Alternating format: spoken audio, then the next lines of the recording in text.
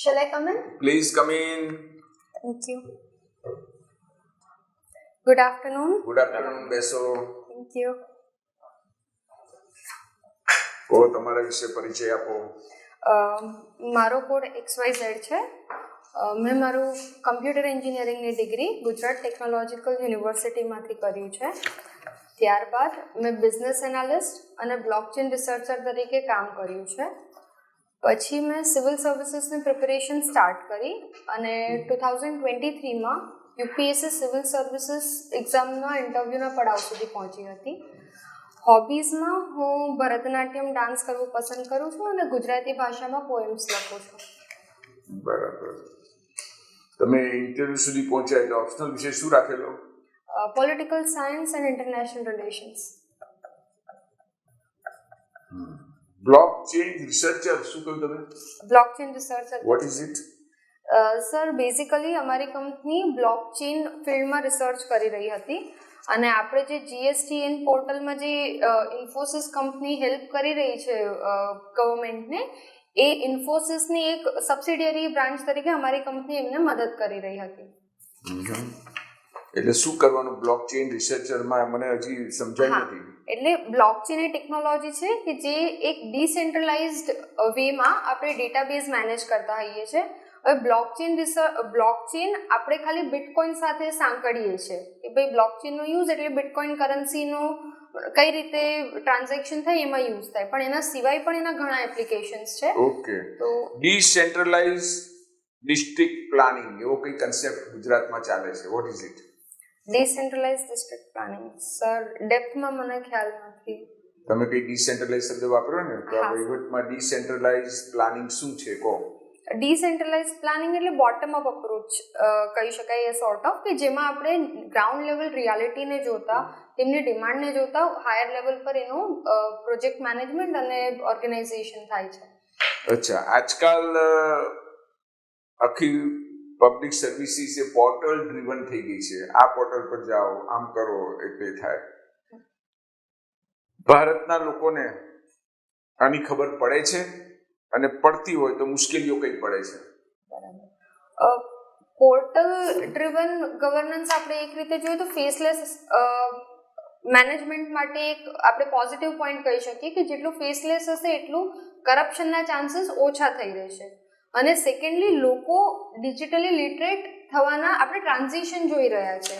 ગુજરાત જોઈએ કે India as a hall આપણે જોઈએ ડિજિટલ લિટરસી લોકોમાં વધી રહી છે અને એટલે આ એક સારી પહેલ છે. જ્યારે આપણે ડિજિટલ યુગમાં જીવી રહ્યા હોય તો આ સારી વાત છે, પણ તકલીફમાં આપણે એમ કહી શકીએ કે ઘણા બધા પોર્ટલ્સ છે અને સર્વિસ લેવા માટે લોકોએ ઘણા બધા પોર્ટલ વિશે માહિતી પણ હોવી જોઈએ. હવે લોકોને ખબર જ ના હોય કે મારે આ સેવા માટે કયા પોર્ટલનો યુઝ કરવો, તો પછી આ એક સારો ખબર પડ્યા પછી મુશ્કેલીઓ અનુભવે છે. એ શું? ઇન્ફ્રાસ્ટ્રક્ચર આપણે કહી શકીએ. આપણે સ્માર્ટફોનનું પેનિટ્રેશન જોઈએ અર્બન એરિયાઝમાં તો છે જ, પણ રૂરલ એરિયામાં આપણે જોઈએ તો સ્માર્ટફોનનું એટલું પેનિટ્રેશન નથી, ઇન્ટરનેટની એટલી સુવિધા નથી. એટલે આ બધા ઇશ્યુઝના લીધે ખબર હોવા છતાં એ લોકો પોર્ટલ બેઝ સર્વિસીસનો યુઝ નથી કરી શકતા. મધ્યાહન ભોજન યોજના સાંભળી છે? હા sir. What are its disadvantages? Sir એક તો એનો મોટિવ બહુ સારો હતો કે આપણે જે માલ ન્યુટ્રિશનની સમસ્યાથી. ડિસએડવાન્ટેજીસ કયા છે? આપણે એના વિશે નિબંધ નથી લખવાનો. Sure sir. ડિસએડવાન્ટેજીસમાં આપણે એમ કહી શકીએ કે કમ્યુનિટીએ એક્સેપ્ટન્સ નથી લાવ્યું અ સોર્ટ ઓફ. જેમ કે હું તમને એક એક્ઝામ્પલ આપું. એક જગ્યાએ મધ્યાહન ભોજન મિલ જે બનાવી રહ્યા હતા એ લોઅર કે આપણે કહીએ વલ્નરેબલ સેક્શનમાંથી કુક હતા. તો જે સોસાયટીમાં કે જે ચિલ્ડ્રન જઈ રહ્યા છે એમના પેરેન્ટ્સે ના પાડી કે ભાઈ આ ભોજન અમારા છોકરાઓ નહીં ખાય. એટલે જે સોશિયલ ઇનઇક્વાલિટી છે એ હજી પણ આપણે ત્યાં જોઈ શકીએ છીએ. તો આ હજી આપણે ગેપ બ્રીચ નથી કરી શક્યા. એ યોજના પહેલા કયા રાજ્યમાં હતી ત્યાંથી ગુજરાત લઈ આવ્યું? આપણે ત્યાં નહોતી પણ બીજા કોઈ ભારતના રાજ્યમાં હતી. આપણા CM જાગ્રત હતા જે તે સમયે 1985. he sent the team of officers કે આ જોઈ આવો અને પછી આપણે ત્યાં લાગુ કર્યું. આવું કંઈ સાંભળ્યું છે? ના. તમે ગેસ કરી શકો કે ક્યાં હશે? પહેલા આ યોજના ક્યાં હશે? સર નહીં. ડોક્ટર કરણસિંહનું નામ સાંભળ્યું છે? ના સર. રાજા હરિસિંહનું નામ સાંભળ્યું છે? રાજા હરિસિંહ, હા સર. કોણ? સર જમ્મુ કાશ્મીરના રાજા હતા at the time of Indian independence. અને એ હેમ્લેટ જેવા હતા એટલે શું? સર એ નથી ખ્યાલ. કોઈને એવું કહીએ કે હેમ્લેટ સિન્ડ્રોમ, સર નથી ખ્યાલ. ઇનડિસાઇઝિવનેસ, યસ સર. એ પ્રગટ કેવી રીતે થઈ હરિસિંહની ને કાશ્મીરની સ્થિતિ શું થઈ એ કહો, કઈ વાંચ્યું હોય તો. હા સર. સર રાજા જ્યારે આપણે કન્સોલિડેશન થઈ રહ્યું હતું, પ્રિન્સલી સ્ટેટ્સનું ઇન્ડિયન યુનિયનમાં યુનિફિકેશન થઈ રહ્યું હતું, ત્યારે પ્રિન્સલી સ્ટેટ્સ પાસે 3 ઓપ્શન હતા. કાં તો એ એકલા ઇન્ડિપેન્ડન્ટ રહે, પાકિસ્તાન સાથે જોડાય, કાં તો પછી ઇન્ડિયા સાથે જોડાય.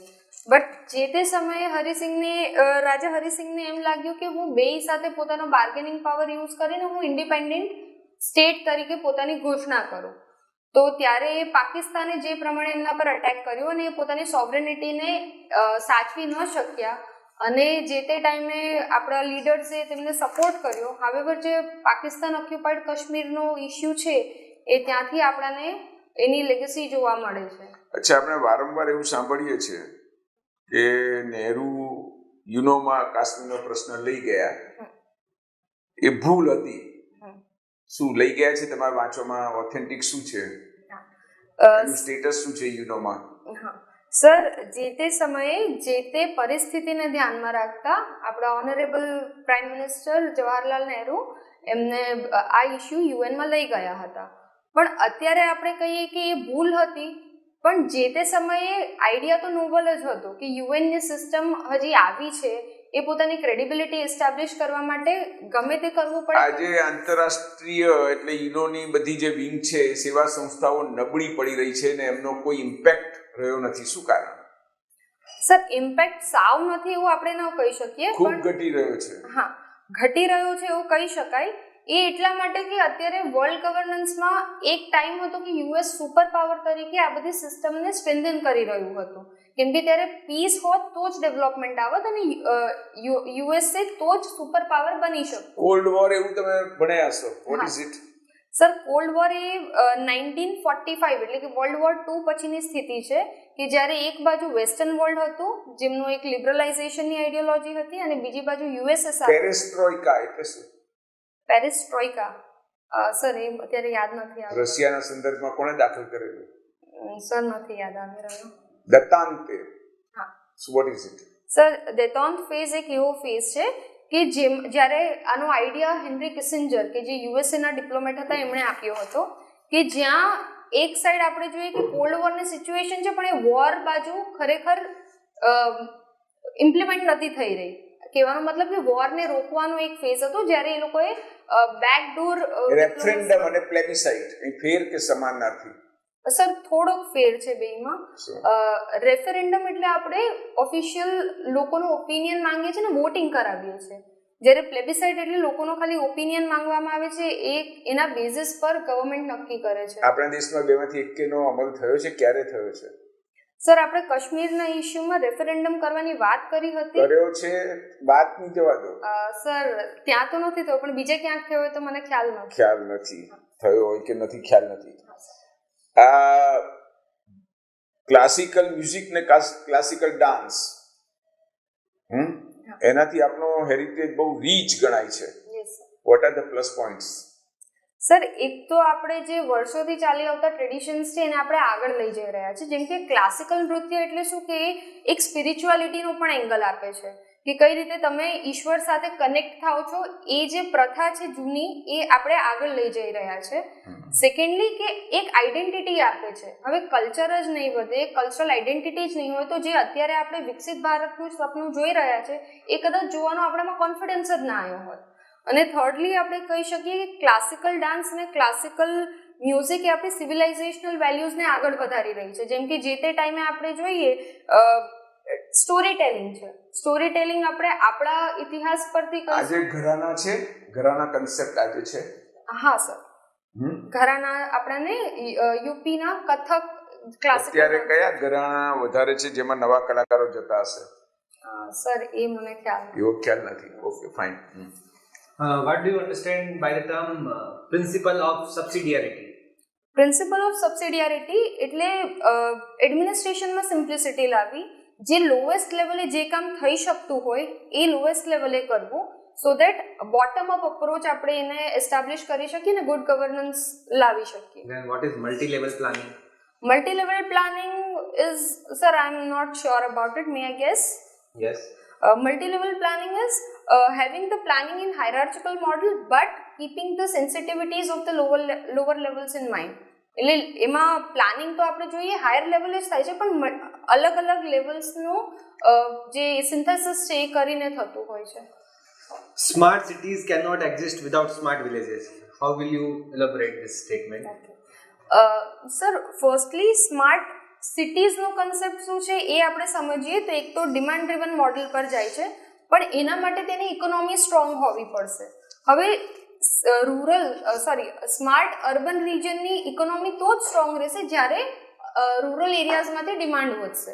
બિકોઝ આપણે ઇન્ડિયામાં જોઈએ તો રૂરલ ડિમાન્ડ વધારે છે કમ્પેર ટુ અર્બન ડિમાન્ડ, અને જે રૂરલ ડિમાન્ડ છે એ અર્બન ઇન્ડસ્ટ્રીઝની Can you be more employment. specific? So sorry sir, sure. Smart village હશે, વિલેજીસમાંથી ડિમાન્ડ આવશે તો અર્બન ઇકોનોમી સ્ટ્રેન્થન થશે અને એનાથી આપણે સ્માર્ટ અર્બન રિજન્સને ફાઇનાન્સ કરી શકીશું. Only this issue? સર વધારે નથી અત્યારે. Okay, તમે એક term use લીધી sovereignty, બરાબર? It is being said that after the 1991 LPG reforms, our sovereignty has been diluted. કેટલા સહેમત તો આ સ્ટેટમેન્ટ? સર આના પર છે ને અલગ અલગ વ્યૂ પોઈન્ટ્સ આપણે લઈ શકીએ. સોવરેનિટી ડાયલ્યુટ થઈ છે એવું આપણે ન કહી શકીએ, કેમ કે જ્યારે આપણે ઈરાન સાથે રિલેશન સ્ટ્રેન્થન કરવાતા યુએસએ આપણા પર સેન્કશન્સ નાખવાની ધમકી આપી, still India put its stand firmly, અને આપણે જોયું કે યુએસએ સેન્કશન્સ નહોતા નાખ્યા. એટલે કહેવાનો મતલબ સોવરેનિટી ડાયલ્યુટ થઈ છે એવું આપણે ના કહી શકીએ, પણ અલગ અલગ સોવરેન્સનું કોઓપરેશન વધ્યું છે આપણે એમ કહી શકાય. Anything else? Sir about sovereignty dilute તો ન કહેવાય, ગ્લોકલાઇઝેશન આપણે આમ જોઈએ તો લોકલ ડિમાન્ડ્સ કે લોકલ કલ્ચરને બ્રોડ લેવલે strengthen. What about global multilateral institutions?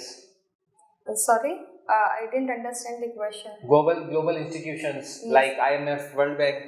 Yes sir. Any issue related to this point? Yes, for sure.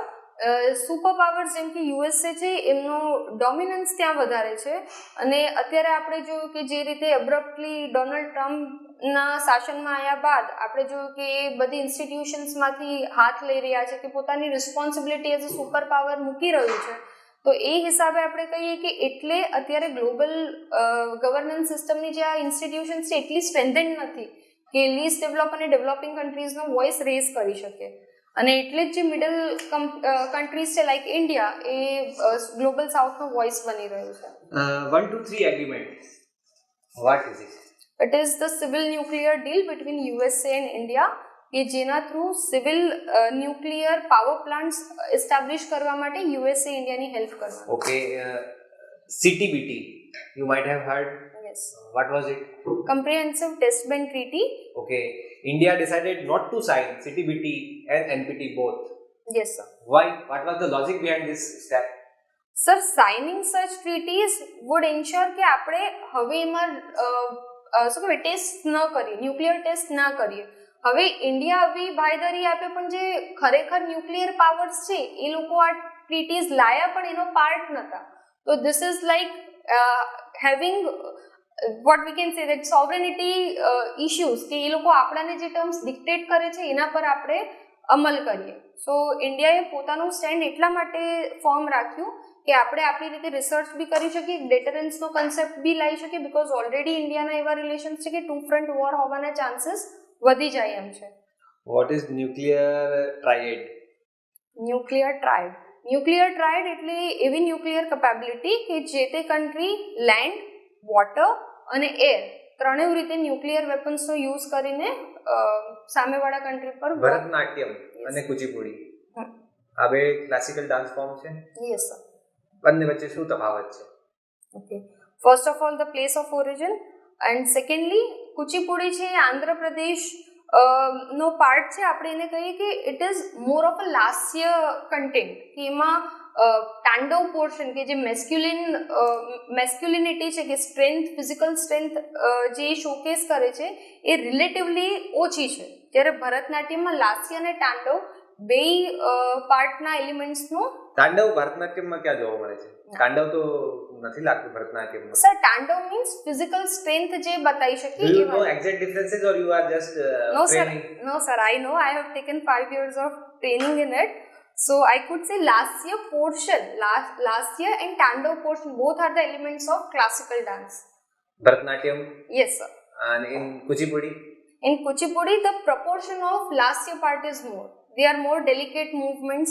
They are having more storytelling type concepts. While in Bharatanatyam, both portions. What is Tribhanga stance? Yeah, Tribhanga stance is from Odissi dance, where the woman has some sort of act, or what we can say a posture, કે જ્યાં એક એના નેક, એક એમના leg અને એક એમના વેસ્ટથી એ which deity is often represented in this particular posture? So that I don't know. You can guess. So There are statues and images you must have observed. It's very common sense is very uncommon. Sorry sir, I would not like to bluff, like if I don't. Lord Krishna So, holding Murli, which stance? yes sir. Bended torso, Yes, sir. neck Yes, and sir. leg. Tribhanga. Every day. Yes sir. Okay, my last question. Two famous events of Gujarat related to this classical tradition, or be it music or be it dance. So one comes to my mind is that recently global engagement scheme was launched from Gujarat. Not festivals or events I'm talking about. So I'm Famous events. They are held annually. held annually. Sir, I'm unable to recall right now. Sir. તમે બ્લોકચેનમાં કામ કરેલું છે અને GST portal માટે ઇન્ફોસિસ જે data gather કરતું હતું એમાં કામ કરતા હતા. કયા પ્રકારનો ડેટા ગેધર કરતા હતા તમે? સર અમે રિસર્ચમાં કામ કરી રહ્યા હતા કે આ સિસ્ટમ બ્લોકચેન રિસર્ચ છે એનો યુઝ કરીને કઈ રીતે ઇન્ફોસિસને એ જે તે જીએસટી નું મોડલ બનાવવામાં હેલ્પ કરી શકે. એટલે બેઝિકલી જે ગ્રાઉન્ડ લેવલ રિસર્ચ હતું અમારું એ કામ હતું કે અલગ અલગ કોન્ટ્રાક્ટ્સ છે બ્લોકચેનમાં આવે છે, સ્માર્ટ કોન્ટ્રાક્ટ્સ. તો અલગ અલગ કોન્ટ્રાક્ટ્સ કઈ રીતે બિલ્ડ કરવા, એને કઈ રીતે એક્ઝિક્યુટ કરવા, એમાં કઈ કઈ ટેકનિકલ પ્રોબ્લેમ્સ આવી શકે છે, એ ગ્રાઉન્ડ લેવલ રિસર્ચનું કામ કરી રહી હતી અમારી કંપની. Okay fine. જીએસટીમાં કોઈ બીજા સુધારા કરવા ઈચ્છતા હો, ટેકનિકલ નોન ટેકનિકલ, જે તમે ઓબ્ઝર્વ કર્યા હોય એ પ્રોજેક્ટ દરમિયાન? સર આપણે ઇન્કમ ટેક્સ માં જોઈએ તો ફેસલેસ અસેસમેન્ટ છે, પણ જ્યારે આપણે જીએસટી માટે આપણે જે ઇન્ક્વાયરી આવે છે તો ત્યારે આપણે સામેવાળા પક્ષને ઓપ્શન્સ આપીએ છીએ કે શું તમે ફેસલેસ ઇન્ક્વાયરી કરાવવા ઈચ્છો છો કે તમે રૂબરૂ મુલાકાત લેવા ઈચ્છો છો. હવે સર અત્યારે આપણે જોઈએ ગ્રાઉન્ડ લેવલ પર તો રૂબરૂ મુલાકાતમાં આવ્યા પછી જે એ બે વચ્ચે કરપ્શનના ચાન્સીસ વધી જતા હોય છે. સો આઈ વુડ સજેસ્ટ કે જે પણ ઇન્ક્વાયરી છે ટ્રાન્સપરન્ટ મેનરમાં ઓનલાઈન થાય, સામેવાળા પક્ષને પોતાનો વ્યૂ પોઈન્ટ આપવાનો બી ચાન્સ મળે અને કરપ્ટ પ્રેક્ટિસીસ ના થાય એવું કંઈક કરી શકાય. પ્રિન્સિપલ ઓફ નેચરલ જસ્ટિસ સાંભળ્યું છે? Yes sir. શું છે? પ્રિન્સિપલ ઓફ નેચરલ જસ્ટિસ એટલે આપણે કહીએ કે જે નેચરલ રાઇટ્સ છે as a human, as a entity, એ જે તે માણસને સ્નેચ ના થવી જોઈએ. જેમ કે આપણે ફોર એક્ઝામ્પલ કે ક્લાઇમેટ ચેન્જ થઈ રહ્યું છે. હવે ક્લાઇમેટ ચેન્જમાં વધારે જે પાર્ટ છે એ રિચ કન્ટ્રીઝ લઈ રહ્યા છે, રિચ પીપલ લઈ રહ્યા છે, પણ એનું વધારે કન્સિક્વન્સીસ પુઅર કન્ટ્રીઝ અને પુઅર પીપલ પર વધારે એના ઇમ્પેક્ટ જોવા મળે છે. તો this is against principal of natural justice કે જેણે જે કામ કર્યું જ નથી એના Established principles of natural justice are different.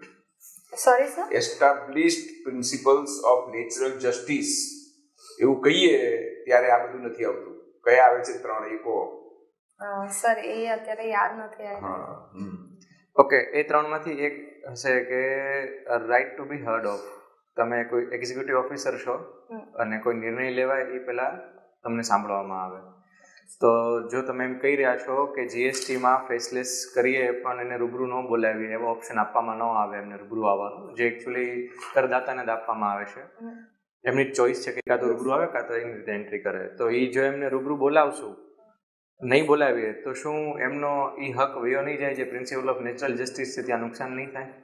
Sir, આપણે એમને રૂબરૂ ન આવે તો પણ એ આપણી સાથે કોન્ટેક્ટ કરી શકીએ, પોતાનો વ્યૂ પોઈન્ટ મૂકી શકીએ, એવી આપણે સિસ્ટમ યુઝ કરી શકીએ છીએ. જેમ કે મે બી રિટર્નમાં આપે કે ધીસ ઇઝ ધ ઇશ્યુ, અહીંયા મને લાગે છે કે મારી ભૂલ નથી, કે અહીંયા તમે વધારે જોઈ શકો એમ છો.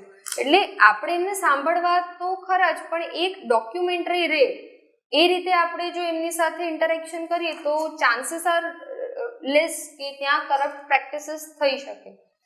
ઈ-વે બિલ વિશે સાંભળ્યું છે? હા સર. શું હોય છે? સર, જ્યારે ઇન્ટ્રા સ્ટેટ કે એક સ્ટેટમાંથી બીજા સ્ટેટ ઇન્ટર સ્ટેટ ટ્રેડ થાય છે કે ગુડ્સ જાય છે, તો તેની સાથે આપણે એક ઈ-વે બિલનો કન્સેપ્ટ લાવે છે કે એ લઈને એમને જવાનું હોય છે, સો દેટ બીજા ડોક્યુમેન્ટ્સ એમને કેરી ન કરવા પડે. મે બી રિલેટેડ ટુ કયા ગુડ્સ છે, કેટલું કયો જીએસટી નંબર છે, એમની જે નિટીગ્રિટીઝ છે એની એ ફોર્મ ભરેલું હોય એને આપણે ઈ-વે બિલ કહીએ છીએ. ઓકે. ઈ-વે બિલ ઉપર ટેક્સ ભરવાનો હોય? સર, એ મને ખ્યાલ નથી. Okay, fine. તમે ડેટા એન્જિનિયર હતા તો એવું વિચારી શકો કે આ ઈ-વે બિલમાં ફ્રોડ થતો રોકવા માટે જીએસટી ડિપાર્ટમેન્ટ કઈ ગવર્મેન્ટ એજન્સી પાસેથી ડેટા માંગી શકે? કઈ ગવર્મેન્ટ એજન્સી Agencies, પાસેથી yes. ડેટા માંગી શકે? તો સર, સૌથી પહેલા તો ટ્રાન્સપોર્ટ નું જે ડિપાર્ટમેન્ટ જે છે કે જે તે Which is in Gujarat? Sir ગયા હશો, લાયસન્સ કરાવવા ગયા હશો ને? આરટીઓ. Yes. શું ફૂલ ફોર્મ છે એનું, આરટીઓ નું? સર, અત્યારે યાદ નથી આવ્યું. Okay, fine. So sorry. Yes, please continue. હા, તો ચલો, એક તમે ટ્રાન્સપોર્ટ ડિપાર્ટમેન્ટ પાસે, પછી યસ સર. પછી જે તે મેન્યુફેક્ચરિંગ ગુડ્સનું જે છે, જેમ કે હેવી જે તે ગુડ્સ જઈ રહ્યા છે એનું જે આપણે રેગ્યુલેશન કરે છે એ ડિપાર્ટમેન્ટ પાસેથી. કોન્ક્રીટ ડિપાર્ટમેન્ટ જણાવો, કોઈ એઝ્યુમ કરેલા ડિપાર્ટમેન્ટ નહીં. Sir, sorry sir. Okay, fine. Okay, ગામડાઓની મુલાકાત લીધી છે? સર, લીધી છે પણ એટલો અનુભવ નથી. Okay, fine. તો તમે નગરપાલિકાઓ વિશે શું જાણો છો? કેમ કામ કરે નગરપાલિકા? કોઈ એક આમાં એક પોસ્ટ છે ને, નગરપાલિકા મુખ્ય અધિકારી, તમે Yes, પોસ્ટ sir. પ્રેફરન્સ આપ્યો છે, તો એ નગરપાલિકાનું કામ શું હોય?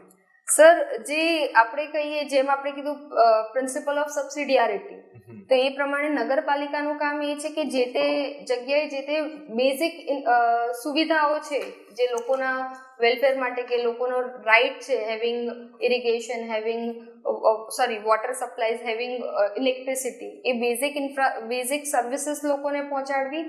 આપણે જે પબ્લિક ઇન્ફ્રાસ્ટ્રક્ચર છે એ જે તે પ્રમાણે ચાલે છે કે નહીં, જેમ કે ગવર્મેન્ટ સ્કૂલ્સ છે એનું બરાબર કામકાજ થઈ રહ્યું છે કે નહીં, ગવર્મેન્ટ ઓફિસીસ છે એનું કામકાજ વ્યવસ્થિત થઈ રહ્યું છે કે નહીં, એ જોવું. એટલે basically it's like managing whole of a city, કે જે તે સિટીનું આખું ઇકોનોમી છે કે પોલિટી છે જે ચાલે છે એને. ફંડ મેનેજમેન્ટ કઈ રીતે કરતું હોય છે નગરપાલિકા? સર, ઘણી રીતે કરી શકે. જેમ કે એક તો આપણે જોઈએ ફાઇનાન્સ 1, 2, કમિશન. 3 એવી રીતના જણાવો. Okay, firstly finance commission grants આવે છે. પછી સેકન્ડલી એ લોકો પોતાનો ટેક્સ, જેમ કે પ્રોપર્ટી ટેક્સ છે કે વોટર ટેક્સ છે, એ નાખતા હોય છે. થર્ડ, અને થર્ડલી ઘણી મ્યુનિસિપાલિટીઝ આપણે જોઈએ એ પોતાના બોન્ડ્સ પણ બહાર આપતા હોય છે. Okay, fine. મને એમ જણાવો કે શું તમે એક સારા નાગરિક છો? સર, હું બનવાના પ્રયાસ પૂરા કરું છું કે મારાથી જાણીએ કઈ ભૂલ ના થાય એવું કોન્શિયસ ડિસિઝન્સ લેવાનો કોઈ ટ્રાય. એક કે બે ભૂલ જણાવો કે જે તમે જાણતા અજાણતા કરી બેસતા હો અને સારા નાગરિક ના થઈ શકતા હો. સર, આપણે ઘણી વખતે જોઈએ કે ક્યાંક પેકેટ્સ લીધા, કંઈક ખાધું અને પછી જાણી અજાણીએ પેકેટ્સને ત્યાં જ મૂકી દેતા હોઈએ છે.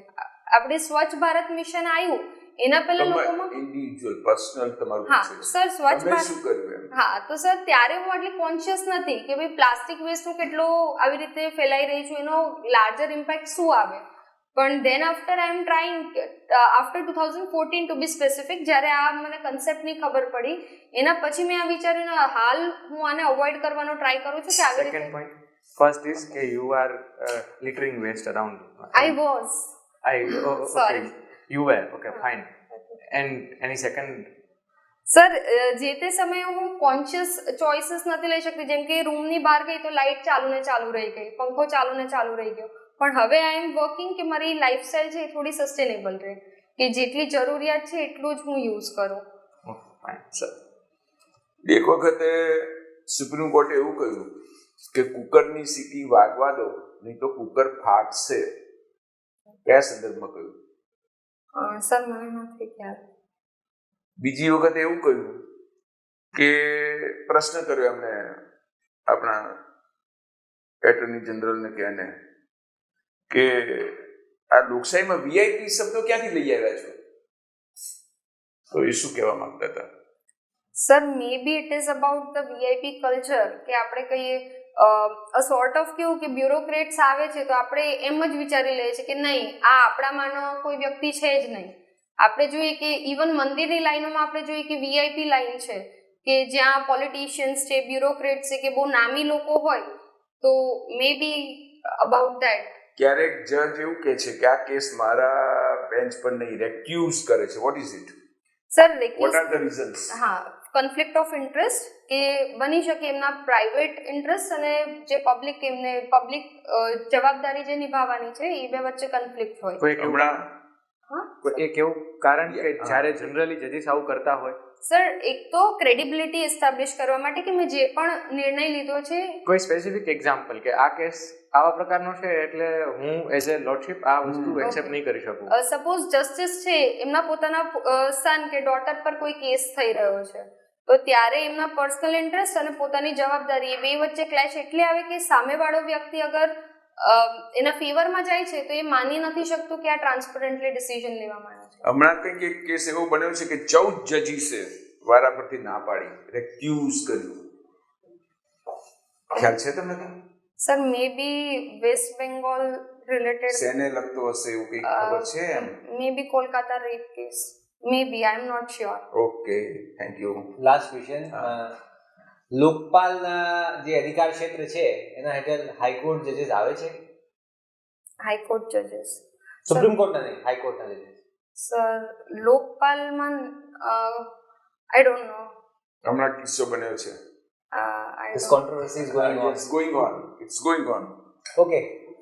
Fine. All the best. Okay, thank you. Thank you.